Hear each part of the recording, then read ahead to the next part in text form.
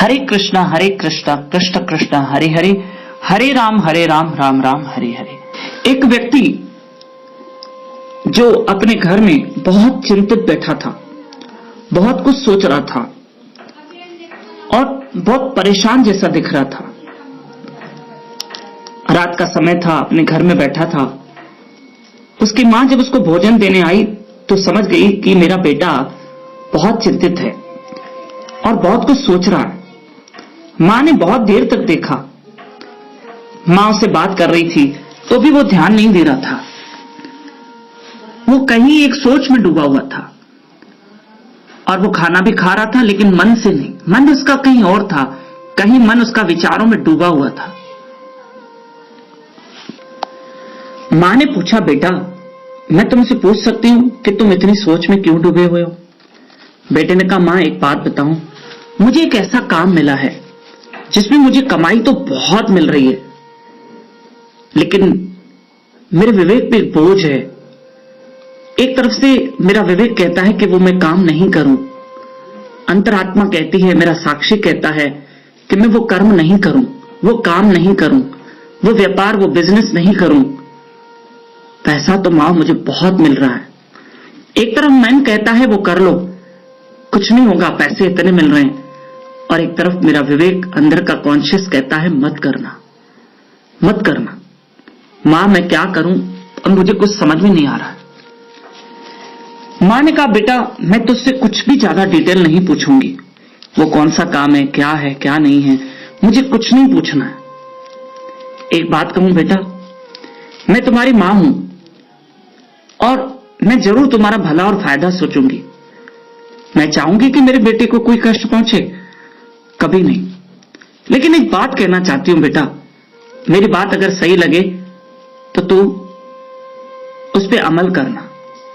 बेटा जब मैं रोज सुबह सुनना, भैया मां क्या कह रही है उसको सुनना, मां क्या कह रही है उसको सुनना। प्रिय बंधुओं, प्यारा भावरा बुद्ध जो वो मां छाती से,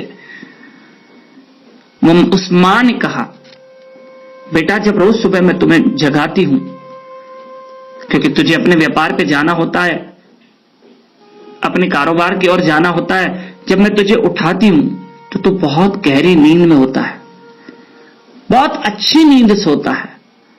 मैंने कभी नहीं देखा कि तू जागा हुआ है, तू आराम और कंफर्टेबल सोया रहता है और मुझे 2-3 बार उठाना पड़ता है क्योंकि तू अच्छी नींद सोता है।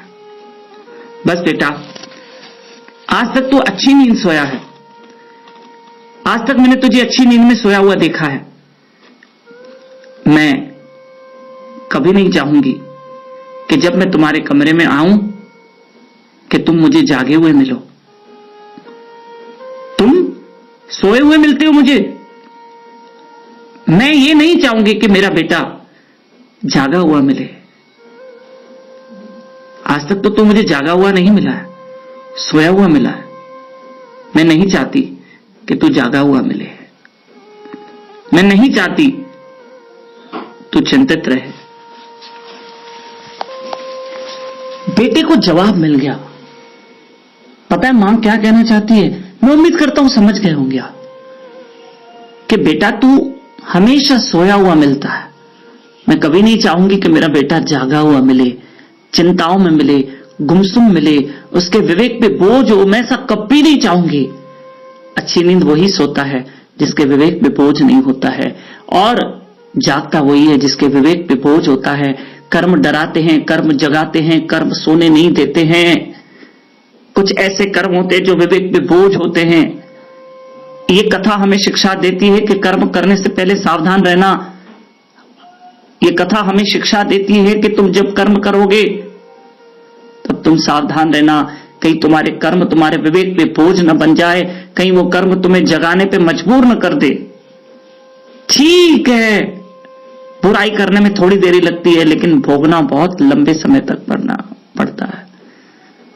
वो नहीं कर ली बुराई, ठीक है, ईमानदारी की कमाई खाएंगे, ठीक है, तकलीफ होगी थोड़ी, वो पुराएगा, वो चलेगा, वो चलेगा। बस विवेक पे बोझ नहीं होना चाहिए। इंसान साइकिल पे घूमे, शांति से घूमे, और पाप की कमाई खाके वो इनोवा में ना घूमे, या बड़ी बड़ी कारों में ना घूमे, या मर्सिडीज में ना घूमे। एक व्यक्ति एक्टिवा पे जा रहा है और एक मर्सिडीज में जा रहा है। एक्टिवा वाला विवेक पे बोझ नहीं है, चलेगा, और मर्सिडीज वाले को विवेक पे बोझ नहीं चलेगा, नहीं चलेगा। बस आराम से और